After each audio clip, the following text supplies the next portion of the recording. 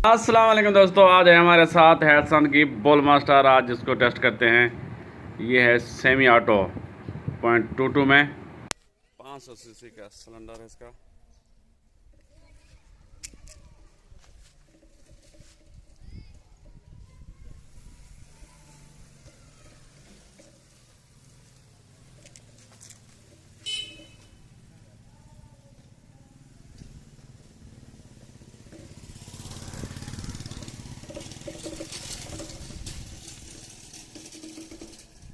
ढाई सौ बार तक भरा हुआ है, 200 बार तक।